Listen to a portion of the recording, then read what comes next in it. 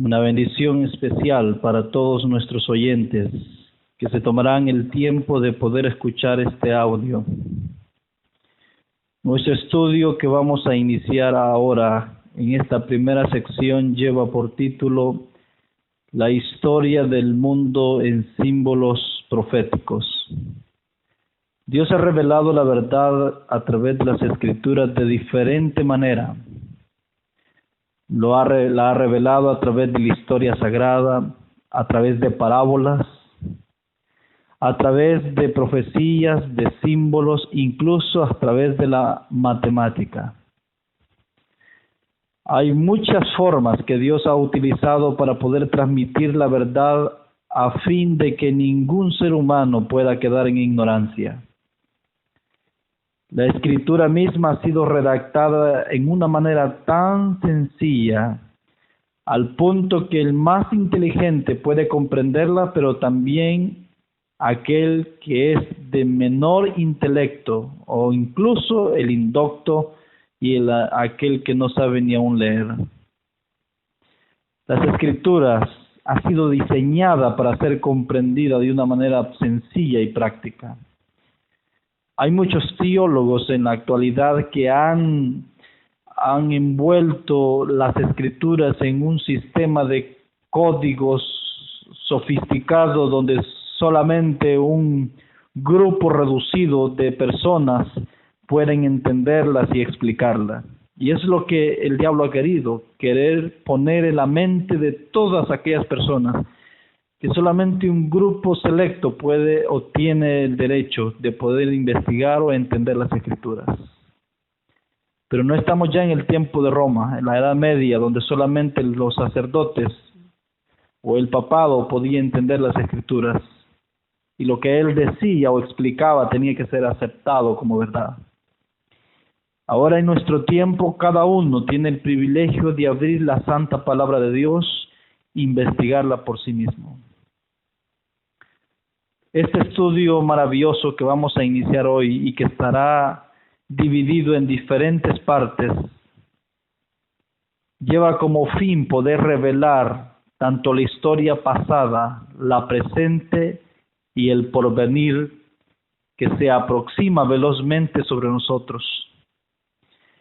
Este estudio lleva como propósito poder explicarse de acuerdo a 7 símbolos singulares que 2 libros en particular de la Biblia mencionan. Me refiero a las bestias, las 7 grandes y poderosas bestias que describe el libro de Daniel y el libro de Apocalipsis. 4 de estas grandes bestias se encuentran en el libro de Daniel capítulo 7.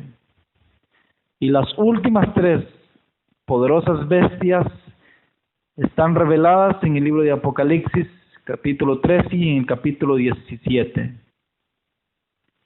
Estas 7 poderosas bestias que describen esos 2 libros proféticos nos presentan verdades singulares que deben ser comprendidas por todo aquel hijo sincero de Dios.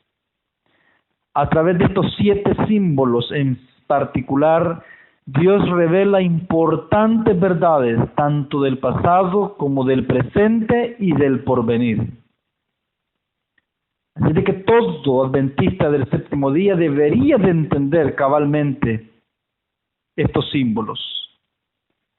El problema es que hay muchos que se han levantado dándole su propia interpretación y violando las mismas reglas que la Escritura muestra o entrega para poder entender la profecía. Hay una regla muy singular, mis queridos hermanos, que yo quiero que no pasemos por alto. Y es la regla de Isaías capítulo 28. Isaías capítulo 28 nos dice cuál es la regla que el Señor le ha dado a todo estudiante de la verdad para comprender precisamente la palabra de Dios. Algunos han sacado ahí qué es el texto y el contexto. Para poder entender una verdad hay que ver el contexto. Yo quiero decirles de que el texto y el contexto es verdad, es importante para saber la naturaleza de algunos asuntos. Pero el texto y el contexto no es una regla primaria para entender la verdad. La regla primaria para entender la verdad está revelada en Isaías capítulo 28, en el versículo 9 y 10. Ahí está la regla principal para entender la verdad. El texto y el contexto, esa regla es una regla, es verdad, pero es una regla secundaria, no primaria. La regla primaria está aquí, la voy a leer. Dice: ¿a quién le enseñará conocimiento? ¿O a quién le hará entender doctrina? ¿A los destetados? ¿A los arrancados de los pechos?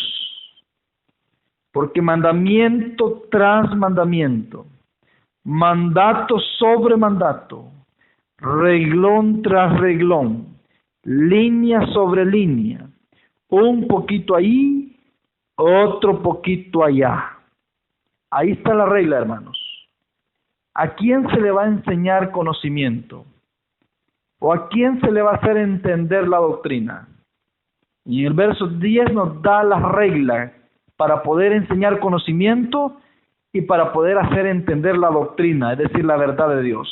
Y es reglón tras renglón, línea sobre línea, un poquito aquí y un poquito allá. Así de que aquí, este versículo 10 derrumba totalmente la idea del texto y el contexto para fundamentar una verdad. Por el contrario, Jesús, Dios, al inspirar este libro, esta parte del libro de Isaías, indica que la regla a seguir es poquito aquí, poquito allá, poquito este otro lado, para poder entender doctrina. Así de que haremos uso de esa regla. Y le pediremos al Dios del cielo que ilumine nuestras mentes, que al entrar a este estudio, apartemos de nuestra mente todo criterio personal. Cuando estudiamos la verdad, cuando estudiamos las escrituras, hermanos, debemos despojarnos de todo criterio personal y debemos estar atentos a esperar a que Dios nos hable, a la manera que Él ha determinado hablarnos. Invito a todos que se arrodillen donde sea que estén y oremos. Oremos al Dios del cielo para que Él sea nuestro guía, Él sea nuestra fuerza y nuestro amparo. Querido Dios, gracias le damos por el privilegio de permitirnos estudiar con todos aquellos sinceros que van a tomarse el tiempo para escuchar este audio. Te rogamos que su espíritu de verdad abra la mente de aquellos honestos que van en busca de la verdad y que desean escuchar tu voz hablándole a su pueblo en este tiempo. Bendice este estudio, nuestro primer estudio de esta serie.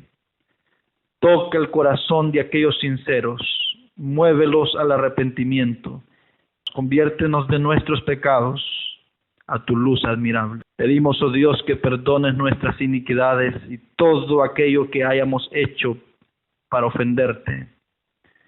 Le pedimos que nos escondas detrás de Cristo, nuestro sustituto y Salvador. Sea el Señor Cristo exaltado y nuestro yo humano sea humillado. Gracias por el privilegio de estudiar tu santa palabra libremente. Quédate, oh Dios eterno, en nuestro medio y en el corazón de todos aquellos oyentes. En el dulce y nombre poderoso de nuestro Señor Jesús. Amén. El libro del Evangelismo, en la página 47, dice algo interesante. Hay una cita, vamos a leer unas citas de la hermana Juaya antes de entrar en la materia de este estudio maravilloso. En la página 47 de El Evangelismo dice: el gran maestro tenía en sus manos todo el mapa de la verdad, pero no descubría enteramente a sus discípulos. Les abría únicamente aquellos temas que eran esenciales para su progreso en la senda del cielo. Había muchas cosas con respecto a las cuales su sabiduría le hizo guardar silencio. Así como Cristo retuvo de sus discípulos muchas cosas, sabiendo que entonces no les era posible entenderlas, hoy en día retiene muchas cosas con respecto a nosotros, porque conoce nuestra capacidad limitada de comprensión. Hermanos queridos, Dios quisiera revelarnos verdad tras verdad. La cita que acabamos de leer nos dice que el Señor está deseoso de descubrir el velo y está ansioso de manifestar la pura verdad. Pero el problema no es Dios. De acuerdo a la cita, el problema son sus discípulos. Es usted y soy yo. Muchas veces nuestros conceptos, nuestras ideas preconcebidas, nuestros pensamientos absurdos, teorías ilusorias, impiden que Dios siga enviando la verdad a nosotros, porque Él sabe que si las envía serían rechazadas por nuestras mentes, ya que han preconcebido ideas y se han fundamentado sobre la arena en lugar de fundamentar sus pies sobre la roca. Así de que el Señor, aunque tiene todo el mapa de la verdad en sus manos, desgraciadamente no se puede dar el lujo de poder descubrirla a sus seguidores en plenitud, sino solamente aquello que es esencial y aquellos que pueden digerir y entender. Por eso, mis hermanos, hoy yo le invito a cada uno de ustedes a que nos despojemos del yo, ideas, teorías y pensamientos propios. Nos sometamos específicamente a un claro así dice el Señor. Nos sometamos exactamente a lo que las Escrituras nos señalan. Y seguramente si lo hacemos, llegaremos lejos en el conocimiento de la verdad. Yo quiero leer otra cita más. Y eso está en el libro de Patriarcas y Profetas, en la página 393. Dice lo siguiente: Dios es un Dios de orden. Todo lo que se relaciona con el cielo está en orden perfecto. Hermanos queridos, Dios no ha dejado la verdad en un desorden en las Escrituras, ni tampoco va al azar, a agarrar lo que se viene por delante o a hacer conjeturas de último momento. A través de todos los profetas, Dios ha revelado la verdad de una manera tan sistemática, al punto que al descubrirla o al estudiarla la podamos entender de una manera tan práctica y tan sencilla, al punto que todos aquellos, tantos intelectuales como indoctos, puedan comprenderla en su plenitud y no tomarse el riesgo de perderse.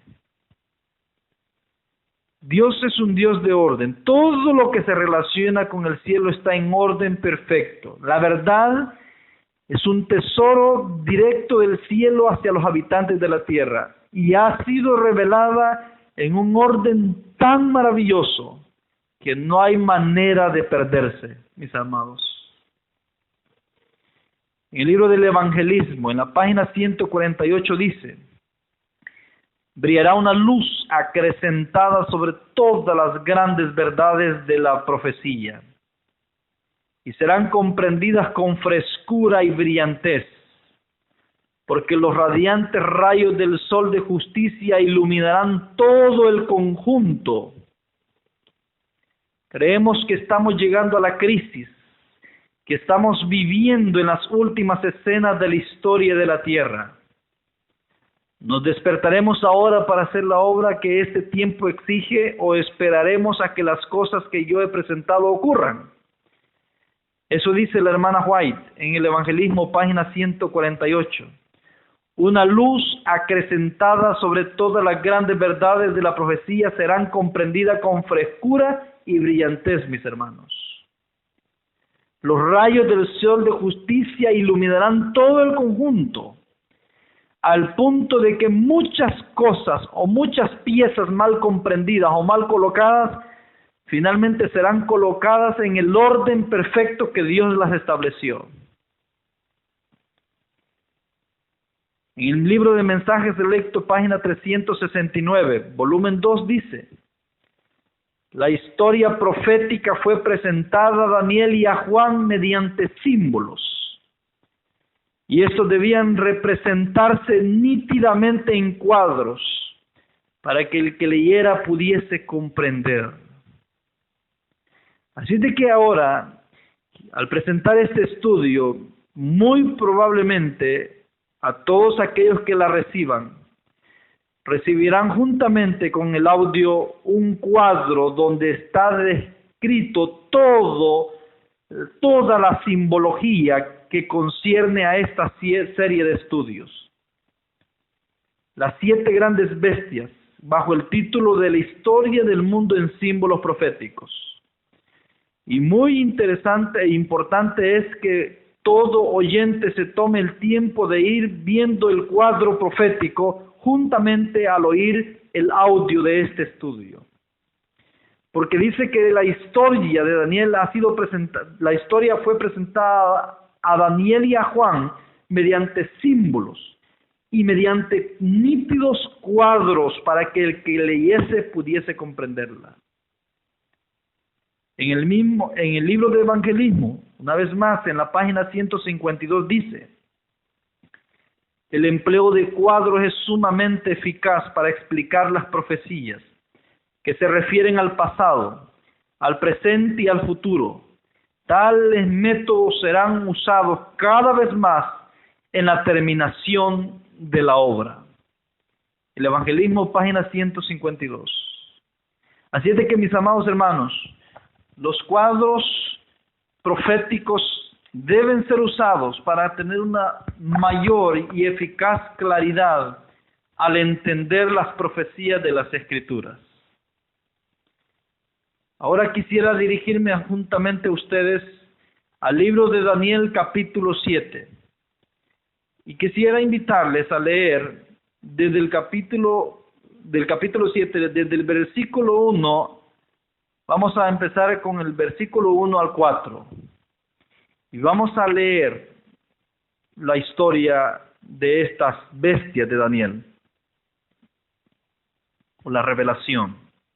Dice: en el primer año de Belsasar, rey de Babilonia, tuvo Daniel un sueño y visiones de su cabeza estando en su cama. Luego escribió el sueño y relató la suma de los asuntos. Habló Daniel y dijo: veía yo en mi visión de noche, y aquí que los 4 vientos del cielo combatían en la gran mar, y 4 bestias grandes, diferentes la una de la otra, subían del mar. La primera era como león y tenía alas de águila. Yo estaba mirando hasta que sus alas fueron arrancadas y fue quitada de la tierra y se puso aniesta sobre los pies a manera de hombre. Y le fue dado corazón de hombre. Aquí tenemos la primer bestia en escena. Daniel en la visión está viendo que los 4 vientos del cielo se combatían en el gran mar. Y ve 4 grandes bestias diferentes la una de la otra que subían del mar. Primero que nada, mis queridos hermanos, dice que estas bestias subían del mar, no subían de otro asunto, subían específicamente del mar. Todos sabemos de que el hecho de que suban del mar es sencillamente porque el mar representa el viejo mundo. Eso es lo que dice el espíritu de profecía. Es decir, representan las naciones populosas del antiguo mundo, conocido hasta el tiempo de Daniel, específicamente Europa, pero también incluye a las otras naciones que estaban envueltas en el escenario. Así de que todo ese sector, todas esas naciones, están representadas por el viejo mundo. Las escrituras nos revelan o nos dan esa afirmación. Cristo, al hablar, la inspiración de la hermana White, al hablar de la bestia de 2 cuernos en particular, ella dice que esta bestia en particular salió de la tierra. Pero la bestia del Apocalipsis capítulo 13, del 1 al 10, dice que ésta surgió del mar, al igual que las 4 bestias de Daniel capítulo 7. Dice en el Conflicto de los Siglos, en la página 492, quiero recordarles que las citas del Espíritu de Profecía que su servidor está dando son citas tomadas de los libros electrónicos del Espíritu de Profecía. Eso quiere decir de que la página en el libro físico puede cambiar de acuerdo a la edición que cada uno de ustedes posea. Pero en los libros electrónicos está en la página 392. Dice, pero la bestia con cuernos semejantes a los de un cordero no podía pues subir entre las naciones populosas y belicosas del viejo mundo. Ese mar turbulento de pueblos, muchedumbres, naciones y lengua. Nótese que dice que a diferencia de la bestia semejante a los cuernos de un cordero, no podía, dice, salir de las naciones del viejo mundo. Y al describir la hermana White, esas naciones las describe como ese mar turbulento de pueblos, muchedumbres, naciones y lenguas. Daniel está viendo que estas 4 grandes bestias surgen del mar, subían del mar. Quiere decir de que estas bestias particularmente tenían que surgir o tenían que tener su epicentro en el viejo mundo, o hasta el mundo hasta en el tiempo de Daniel, aquí, el mundo conocido hasta el tiempo de Daniel. Y al describir Daniel, la primera bestia, él ve una bestia semejante a un león. Y dice que esta bestia semejante a un león tenía 2 alas de águila. Pero dice que hubo una acción antinatural que vio en este león. Este león dice que se le dio corazón de hombre, muy particularmente en lugar del corazón de bestia que tiene, se le da corazón de hombre, y al dársele corazón de hombre, dice la historia sagrada, la revelación, que este león se puso en pie a manera de hombre. Así de que tenemos una simbología impresionante a través de esta primer figura, de esta bestia primera. Primero que nada, yo quiero aclarar un asunto muy singular. Y aquí vamos a empezar a arreglar algunos detalles de esta bestia. Si yo les preguntara a ustedes si la bestia de Daniel capítulo 7, versos 1, es decir, si este león de Daniel 7 es la misma o representa el mismo reino que la cabeza de oro de Daniel 2, ¿qué responderían ustedes, queridos oyentes? Sin duda alguna, algunos responderían que sí, porque la cabeza de la imagen de Daniel 2 representa a Babilonia, según lo que se nos ha enseñado hasta ahora. Y este león pues también representa a Babilonia. Pero mis queridos hermanos, no debemos confundirnos. Dios no ha repetido simbología. ¿Qué quiere decir con esto? Quiere decir de que la cabeza de Daniel 2, esa cabeza de oro, debe revelar una verdad oportuna y específica, mientras que el león de Daniel 7 debe revelar una verdad diferente a la verdad que revela el capítulo 2 de Daniel en referencia a la cabeza de oro. Pero alguien puede argumentar y decir, pero ambos son Babilonia. Es verdad, ambos son Babilonia. Pero nótese lo que el profeta le dijo al rey Nabucodonosor en relación a la interpretación de esta cabeza de oro de Daniel capítulo 2. Váyanse todos al capítulo 2 de Daniel y vamos a leer en el versículo 37. Cuando Daniel le da la interpretación del sueño a Nabucodonosor, de la estatua que él tuvo en visión, Daniel explica algo interesante y le dice, versos 37, capítulo 2, tú, oh rey, eres rey de reyes, porque el Dios del cielo te ha dado reino, poder y fortaleza y majestad. Y todo lo que habitan los hijos de los hombres, bestias del campo y aves del cielo, Él los ha entregado en tu mano. Y te ha dado dominio sobre todo. Tú eres aquella cabeza de oro. Nótese lo que Daniel está diciendo al interpretar el sueño a Nabucodonosor. Daniel está diciendo, tú eres esa cabeza de oro.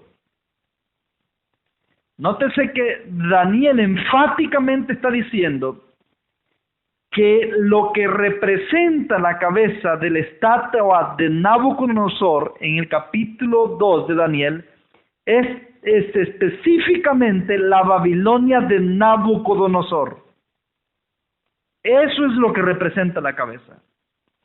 Por el contrario, el león que vio Daniel en el capítulo 7, aunque representa Babilonia, pero es el imperio babilónico desde el inicio de su existencia hasta su fin.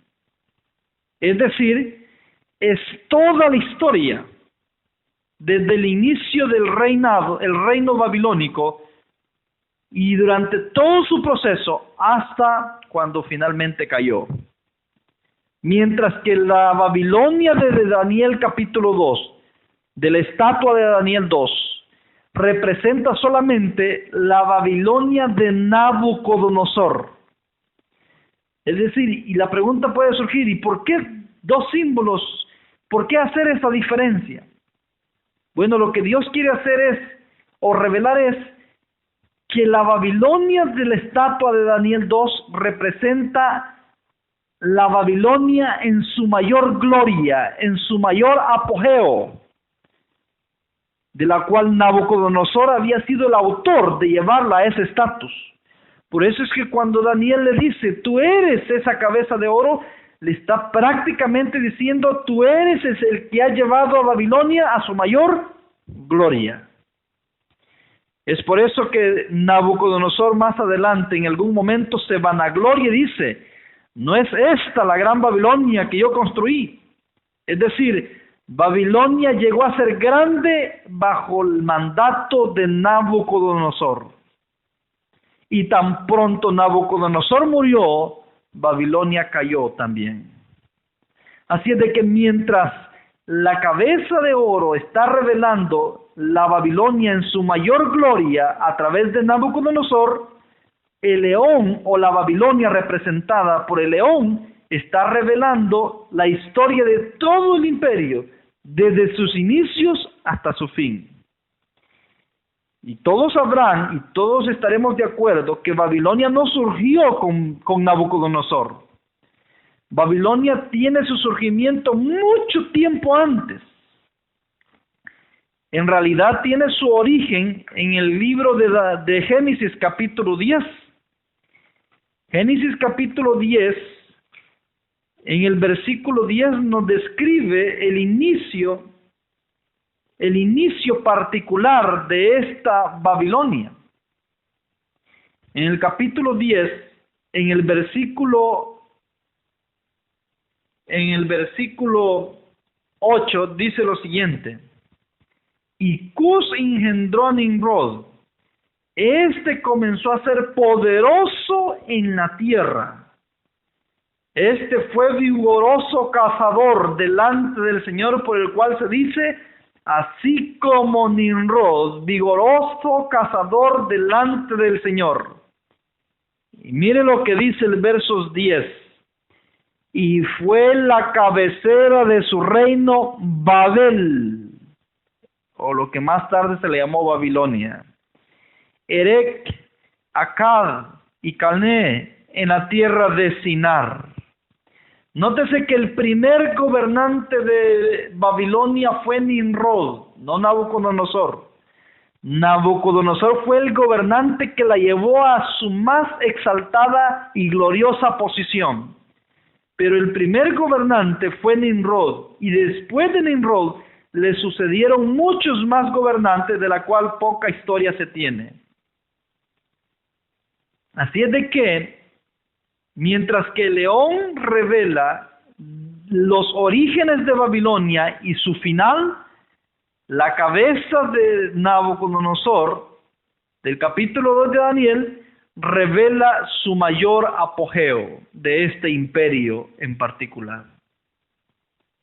Así es de que, mis hermanos, para tener claro el concepto, el león manifiesta la revelación de toda la historia del reino babilónico, mientras que la cabeza de la estatua solamente revela el periodo de Nabucodonosor. Así es de que tenemos aquí el primer punto o las primeras diferencias. Y hace algo interesante, si ustedes se habrán notado, estas 4 bestias que describe el capítulo 7 de Daniel son en realidad fieras salvajes, es decir, son fieras que no son domésticas, son fieras que no tienen leyes, son salvajes, hacen lo que quieren, actúan como quieren y son depredadoras sin misericordia. Esos son estas 4 bestias. Pero miren lo interesante. ¿Qué es lo que describe o qué es lo que quiere revelar Dios al manifestar estos reinos a través de fieras? Recordemos de que las fieras, o más bien los animales, estos animales son animales que no actúan con razonamiento, sino que son animales que actúan por instinto y son salvajes en su naturaleza. Esto indica que estos reinos iban a ser reinos sin razonamiento o sin conocimiento, y por consiguiente también iban a ser reinos salvajes, reinos que iban a desconocer cualquier autoridad, reinos que iban a desconocer leyes, reinos sin conocimiento. Pero nótese, la diferencia entre las fieras salvajes o entre los animales y el ser humano es que el ser humano tiene raciocinio, pero las fieras no las tienen. Otra diferencia entre el ser humano y las fieras es que el ser humano conoce de Dios, pero las fieras salvajes o las fieras o los animales no conocen en sí de Dios. Por instinto saben de que hay un creador, pero no conocen en su naturaleza acerca de ese Dios, ni tampoco la verdad acerca de ese Dios. Porque son animales sin raciocinio, a diferencia del ser humano. Pero es algo interesante. Estas fieras salvajes, en una de estas fieras salvajes, se da un fenómeno diferente y muy particular. Especialmente en la primera fiera, la historia sagrada nos dice de que se le da corazón de hombre. Quiere decir de que contra toda naturaleza de lo que esta fiera en sí es, hay un momento en que esta bestia, es decir, este león, llega a tener un corazón de hombre. ¿Qué quiere decir eso? Llega a tener raciocinio, conocimiento de Dios, pero aún sigue siendo bestia. Así es de que, amados hermanos, estos detalles son muy importantes que nosotros los comprendamos. No han sido dejados, ni han sido revelados en la descripción de estos animales singulares con el propósito de simplemente adornar la ilustración. Hay una verdad en cada elemento que se encuentra en estos símbolos figurativos.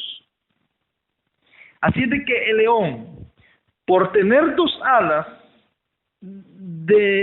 inmediatamente lo convierte en una figura antinatural, en un símbolo.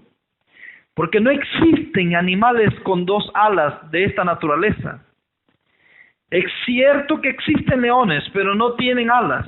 Pero este en particular sí tiene alas. Así de que una lección importante nos quiere revelar Dios a través de estas dos alas. Y miren lo interesante. Se ha creído todo este tiempo de que las alas en las profecías de Daniel 7 representan rapidez y velocidad. Pero hoy yo quiero que vayamos a observar un detalle muy importante que quizás muchos han pasado por alto.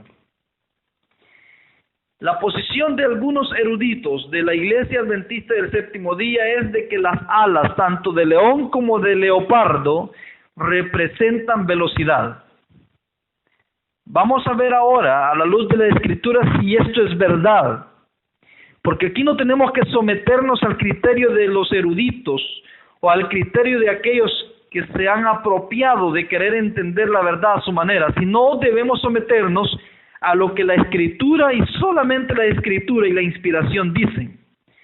Hay dos fuentes nada más autorizadas por Dios para poder revelar la verdad, y es las Escrituras y el espíritu de la profecía a través de la hermana Huaye. Esas dos fuentes son las autorizadas por Dios. El resto son comentarios de la mente de aquellos estudiosos que deben ser sometidas a juicio según las Escrituras. La posición de los eruditos puede ser encontrada en el comentario bíblico adventista, en el comentario de Daniel capítulo 7, versículo 7. Si ustedes buscan el comentario bíblico adventista, comentando Daniel 7:7, ahí los eruditos explican lo que representan las alas. Particularmente se enfocan en las alas de leopardo, resumiendo lo que en sí representan las alas, o la simbología de las alas en estas bestias. Daniel capítulo 7, versículo 7 dice: aunque el leopardo es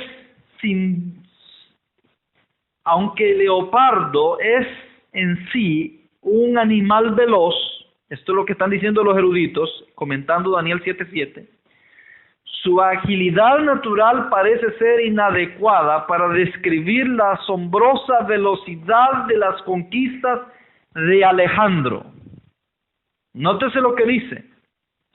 La visión simbólica representaba al animal con alas.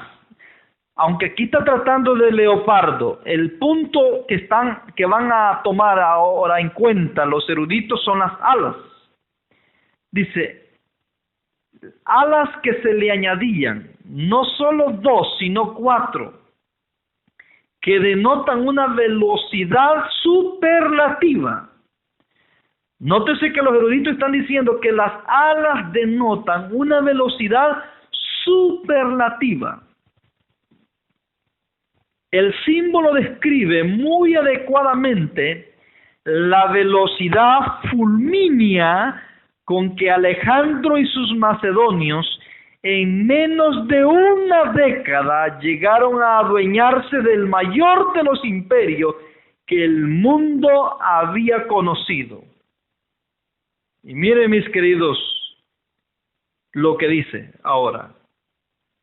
No hay otro ejemplo en tiempos antiguos de movimientos tan exitosos y rápidos de un ejército tan grande. Nótese lo que los eruditos están diciendo. Los eruditos están diciendo que las 4 alas de leopardo revelan en sí la velocidad fulmínea con que Alejandro y sus macedonios conquistaron a los medos y a los persas. Esos movimientos tan rápidos y llenos de velocidad revelan figurativamente la destreza con la cual Alejandro conquistó a los medos y a los persas. Y de acuerdo a los eruditos, está ejemplificada a través de esas 4 alas de leopardo de 4 cabezas. Eso quiere decir de que si las 4 alas del leopardo representan rapidez, de acuerdo a lo que los eruditos están diciendo, indica de que el animal más veloz de estas 4 bestias que describe Daniel 7 fue el leopardo, porque no hay otro animal que haya tenido más alas, según lo que ellos están interpretando. Quiere decir de que si el león tenía 2 alas,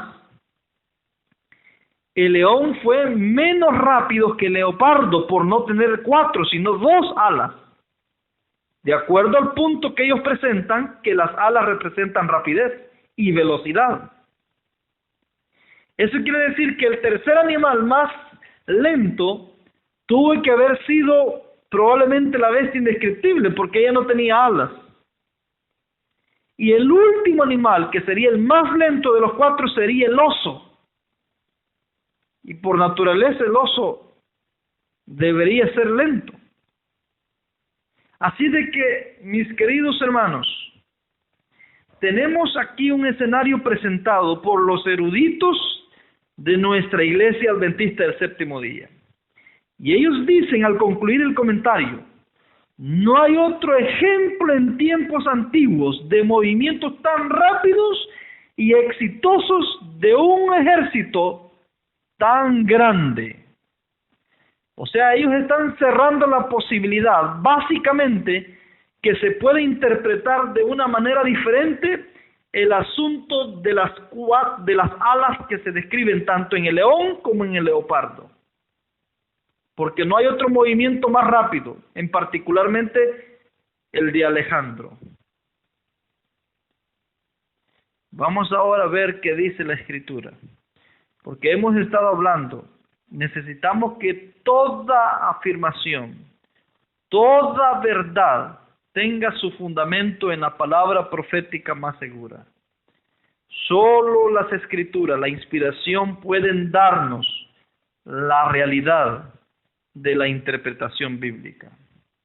Los eruditos ya nos dicen de que no hay otro ejemplo, que las 4 alas representan rapidez y velocidad que Alejandro usó para conquistar a los medos, es decir, al oso. Quiero llevarles al libro de Daniel, capítulo 5, versículo 30. Ahí, hermanos queridos, vamos a derribar esa interpretación. Quiero decirles de la manera más contundente que esa interpretación de que las alas representan rapidez es falsa. No tiene fundamento en las Escrituras ni en la inspiración. Y aunque los eruditos son los que lo están diciendo, y aunque pueden ser inteligentes e intelectuales, han usado un sistema humano de interpretación y se han olvidado de la interpretación que la misma inspiración da. En el libro de Daniel capítulo 5 versículo 30 dice lo siguiente. Voy a narrar un poco la historia. Belsasar está teniendo un festín. 1000 príncipes están reunidos. Todos están embriagados. Han usado los instrumentos sagrados que trajo Nabucodonosor del templo del Señor en Jerusalén y los han profanado. Y en medio de su festín una mano aparece en la pared y escribe Mené, Mené, Tekel Uparsin. Belsasar, temblando y angustiado esa noche, llamó a todos los sabios, astrólogos y a todos los caldeos, expertos en descifrar enigmas, pero ninguno de ellos pudo explicarle lo que eso significaba. Entonces se llamó a Daniel Daniel se presentó ante Belsasar y le explicó el asunto del sueño. Y mire lo interesante. Daniel, al explicarle el sueño, le dice, y la escritura que esculpió es Daniel 5:25. Vamos a leer el verso 25. Y la escritura que esculpió es Mené, Mené, Tekel, Uparsin. Y esta es la interpretación del asunto. Mené, contó Dios tu reino y le ha puesto fin.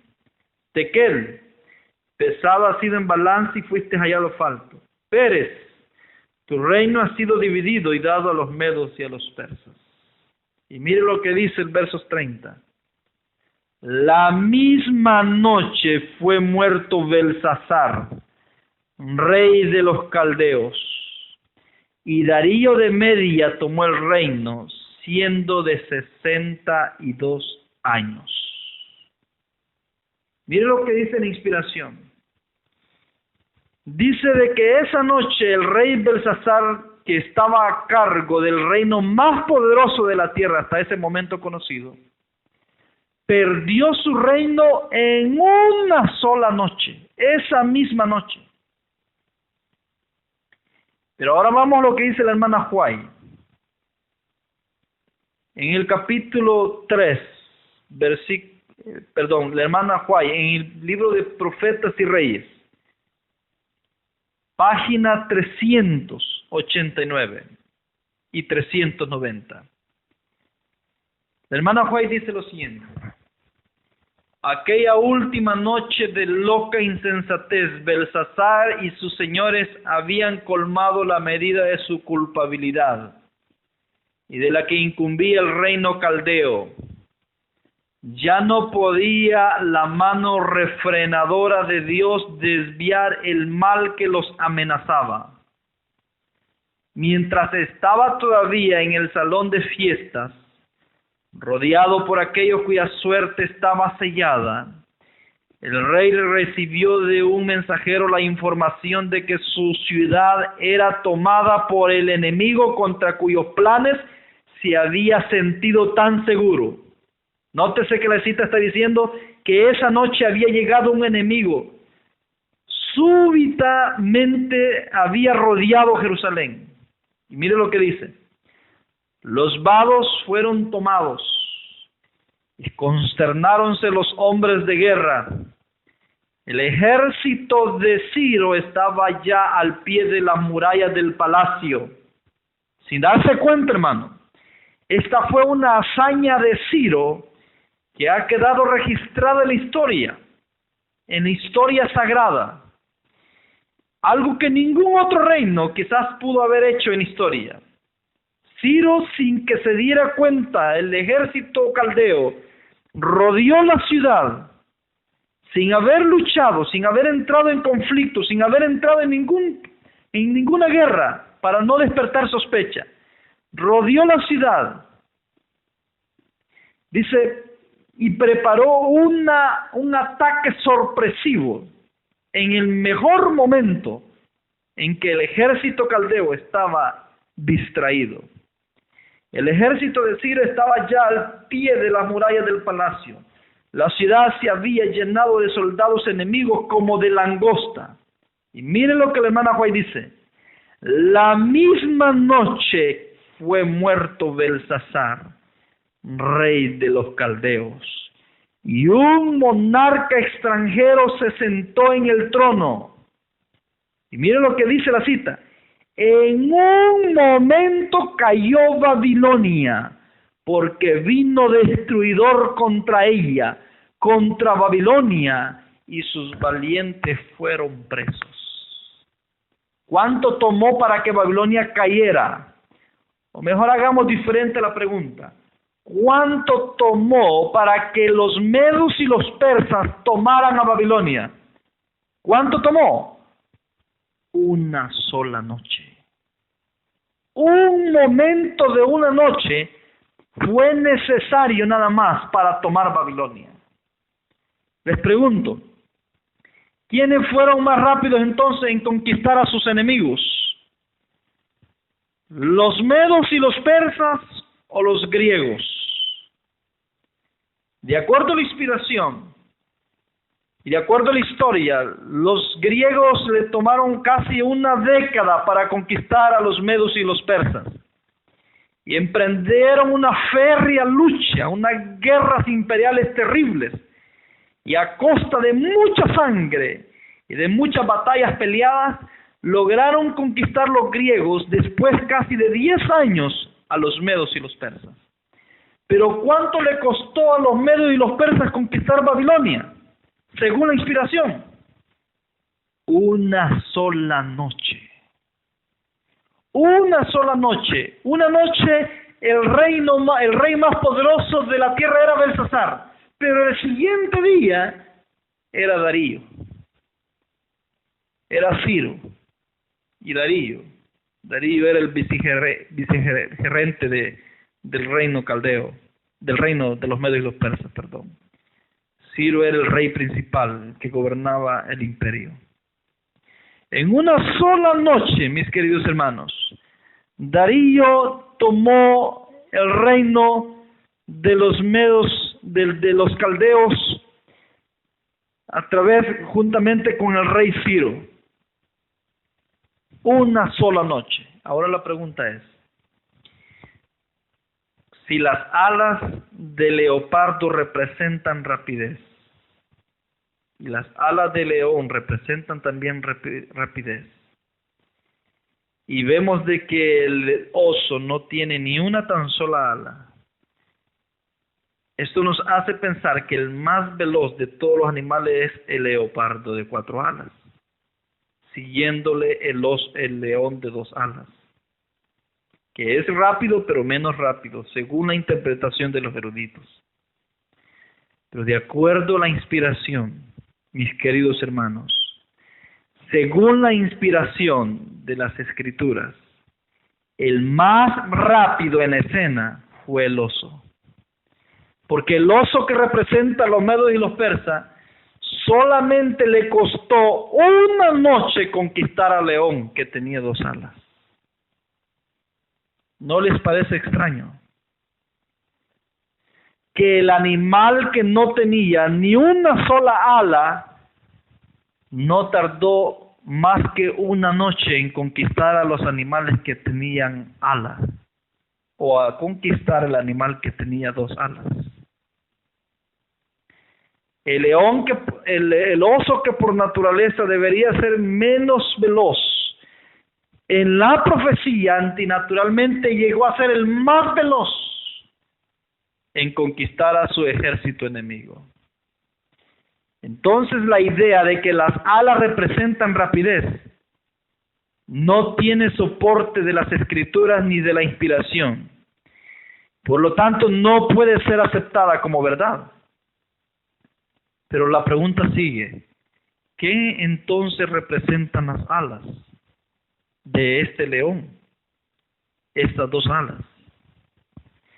Hermanos queridos, el león por naturaleza es el rey de los animales de la tierra.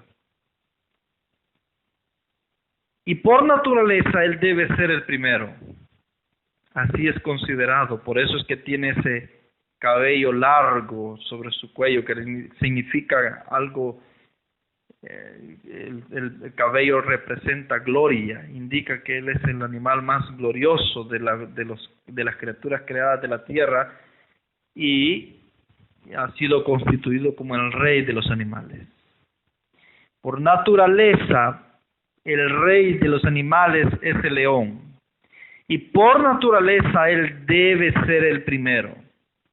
Pero este león, que por naturaleza debería ser el primero, tiene 2 alas antinaturalmente en su cuerpo. Así es de que como son 2 alas, este león antinaturalmente es el segundo, por las 2 alas. Quiere decir de que antes de este león hubo otro que fue primero. Y como las Escrituras nos están refiriendo que estas bestias representan reinos, y ahora vayamos a Daniel capítulo 7, en el versículo 17 dice, Estas 4 grandes bestias son 4 reyes que se levantarán en la tierra. Quiere decir de que estas 4 grandes bestias representan 4 reyes o reinos que se levantarán en la tierra. Porque no hay rey, no hay reino sin rey, ni rey sin reino. Así es de que si son 4 reyes, son 4 reinos. Y el capítulo 7 de Daniel, en el versículo 23 dice: y dijo así, la 4ª bestia será un 4º reino en la tierra. Aquí vemos de que estas bestias son reinos también. Entonces, como estamos tratando con reinos representados por bestias salvajes, indicando que son reinos salvajes, reinos sin raciocinio, sin conocimiento de Dios, entonces vamos a ver de que antes de este león, que ya vimos que es Babilonia desde sus inicios, cuando Babel fue constituido, siendo su primer rey Nimrod, indica que antes de Babilonia hubo otro reino que llegó a ser el primer reino de esta tierra. ¿Y cuál es ese otro reino? ¿Cuál es ese otro rey por lo cual y de la cual no está en la revelación de Daniel capítulo 7? Este otro rey se encuentra en el libro de Génesis. En el libro de Génesis, capítulo 1, versículo 27, y dice, versículo 26, y dice: y dijo Dios, hagamos al hombre a nuestra imagen, conforme a nuestra semejanza, y señoree sobre los peces del mar, sobre las aves de los cielos y sobre las bestias, sobre toda la tierra y sobre todo reptil que se arrastra sobre la tierra. Versos 28, y los bendijo Dios y les dijo Dios, fructificaos y multiplicaos, llenad la tierra y gobernadla, y señoread sobre los peces del mar y sobre las aves de los cielos y sobre las bestias que se mueven sobre la tierra. Así de que Génesis nos está describiendo el primer rey y el primer gobernante y el primer reino que gobernó antes de Babilonia. Y ese fue el reino de Adán. El reino de Adán que Dios le entregó de las mismas manos del Creador. Es ese el primer reino que está describiendo el libro de Génesis. Salmos 8, 4 al 5 también dice: pienso, ¿qué es el hombre para que lo recuerdes y el hijo del hombre para que lo cuides? Lo hiciste un poco menor que los ángeles y lo coronaste de gloria y de honra. Nótese que dice que Dios coronó al hombre de honra, de gloria en el principio, y lo constituyó como gobernante de todas las criaturas. Pero la pregunta ahora es, ¿por qué Daniel no lo menciona en el capítulo 7? Si está tratando de reinos. Es sencillo. Daniel 7 está tratando con reinos salvajes, reinos que no tenían conocimiento de Dios, reinos que no respetaban al Dios verdadero, reinos que no tenían temor hacia el Dios verdadero. Por eso se está describiendo como reinos a través de fieras salvajes, fieras que no tenían raciocinio, fieras que no tenían uso de razón para comprender la existencia de un Dios verdadero y la verdad que éste posee. Mientras que el reino de Adán, a pesar de la caída de Adán, era un reino con raciocinio, era un reino que a pesar de todo tenía conocimiento de Dios. Y durante la generación de Adán, por lo menos se supo salvaguardar el conocimiento acerca de ese Dios verdadero. Y hubo hasta cierta medida temor hacia ese Dios por la influencia de Adán, por lo menos durante los primeros 1000 años de la existencia de la tierra. Es por eso de que el primer reino, ese reino que sí se tenía conocimiento acerca de Dios, no está relatado en la profecía de Daniel 7, puesto que Daniel está tratando exclusivamente con reinos paganos, reinos sin raciocinio, reinos sin conocimiento de Dios. Es evidente entonces que el león, aunque debería ser primero en la secuencia de los reinos, en esta profecía es el segundo por la antinaturaleza de tener esas dos alas de águila. Las dos alas representan que él es el segundo imperio desde la creación, siendo Adán el primero. Nótese lo interesante. De ahí, de león, hay una transición. La Escritura nos dijo de que el león se pone de pie y las dos alas le son arrancadas y se le da corazón de hombre. ¿Qué quiere decir eso? Que hay un momento en que el león en sí, o en particularmente, mis queridos hermanos, cambia de naturaleza por un periodo de tiempo breve y se le da raciocinio de hombre, es decir, se le da corazón de hombre.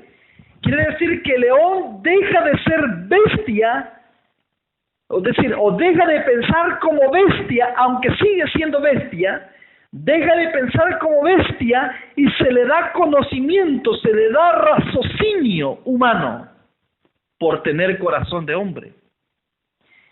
No obstante, ese periodo cuando él recibe razonamiento humano, el león ha dejado de ser el imperio número 2 o el reino número 2 desde la creación. ¿Por qué razón ha dejado de ser el reino número 2? Porque se le han arrancado las alas. Y las alas es lo que indica que son el imperio número 2. Indica que el periodo cuando él se le ha dado corazón de hombre es un periodo de transición cuando él ya se está transformando en oso.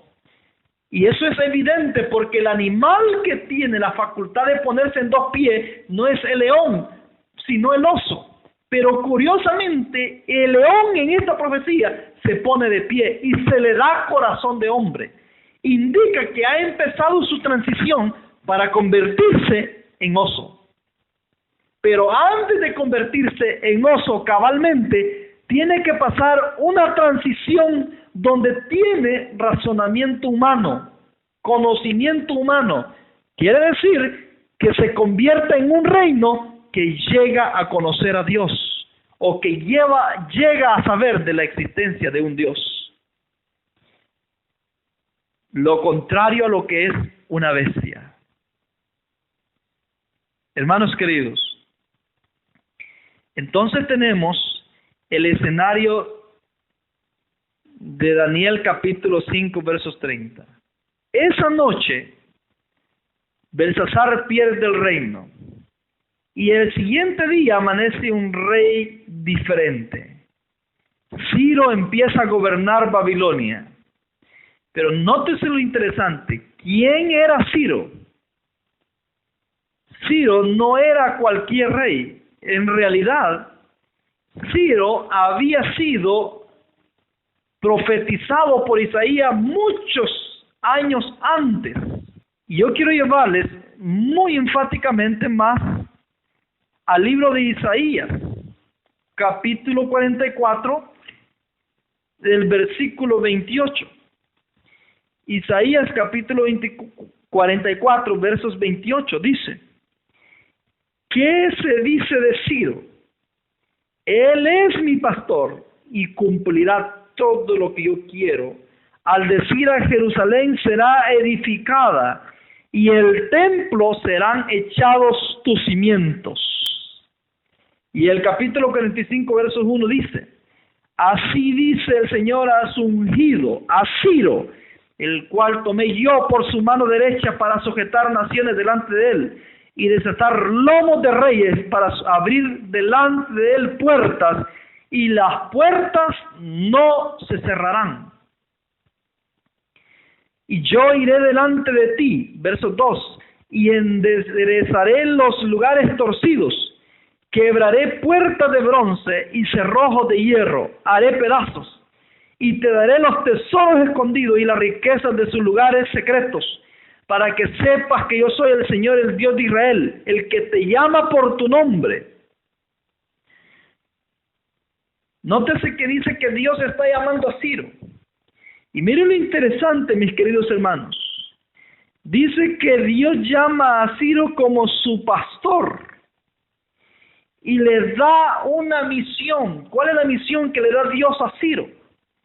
Le da la misión de restaurar a Jerusalén, algo que Nabucodonosor ni ningún rey caldeo hizo.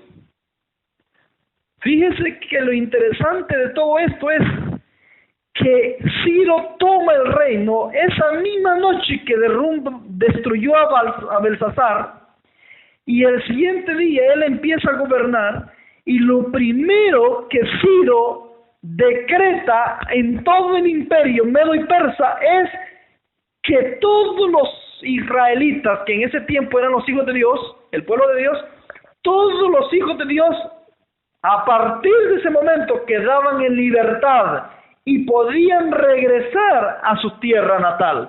Y no solamente eso, sino que decretó que el templo de Jerusalén sea reconstruido, y aún más dio de sus tesoros real ofrendas grandes y dadivosas para la reconstrucción del templo, al punto que Dios lo llama a Ciro como mi pastor, que hará todo lo que Dios mande.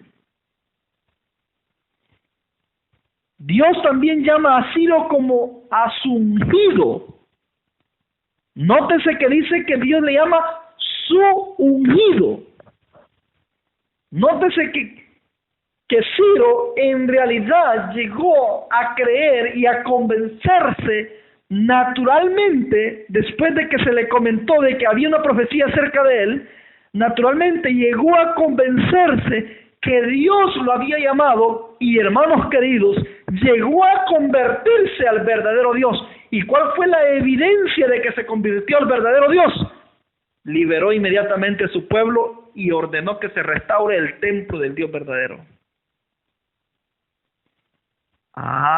Por eso es que vemos de que la profecía dice que se le dio corazón de hombre.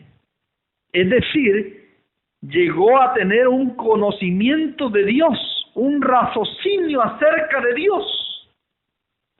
Llegó a servirle a Dios como cualquier hombre con uso de razón lo haría.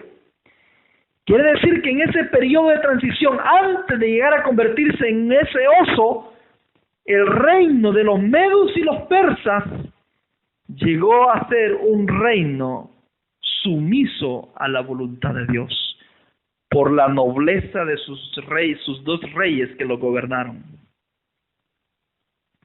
Mis queridos hermanos, entonces, en resumen de la profecía de este león, encontramos de que el león tiene dos fases.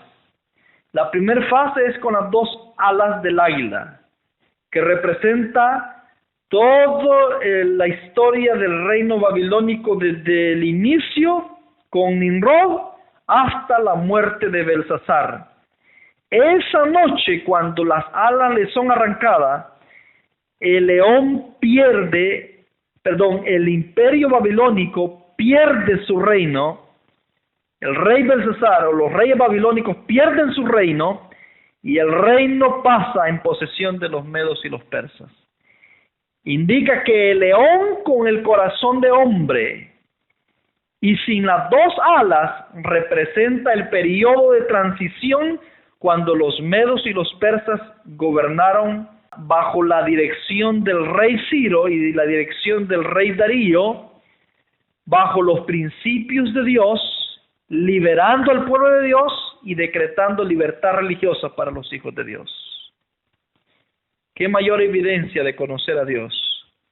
¿Y qué mayor evidencia de aceptar a Dios que liberando a su mismo pueblo y construyendo con todo don contribuyendo con todo don la construcción del templo de Jerusalén.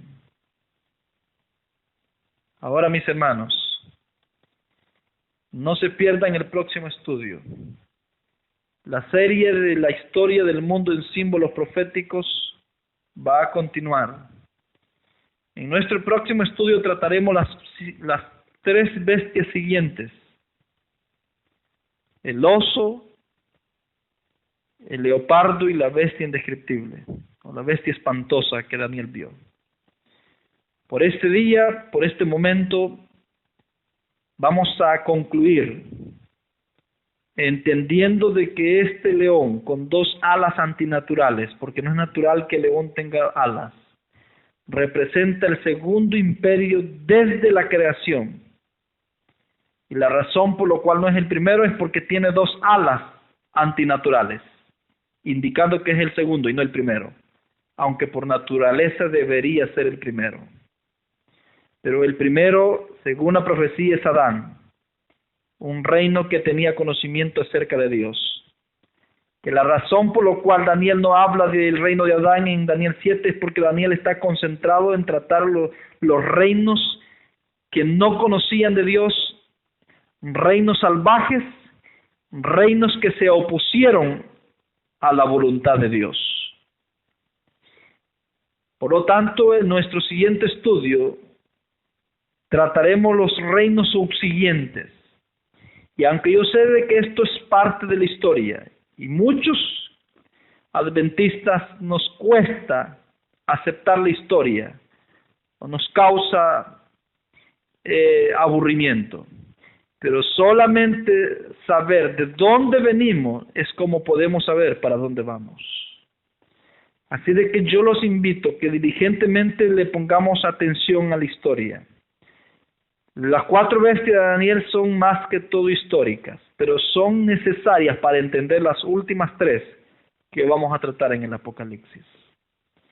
Que el Dios del cielo nos bendiga y nos guíe, y que el Dios de lo alto guíe a toda alma sincera a la verdad.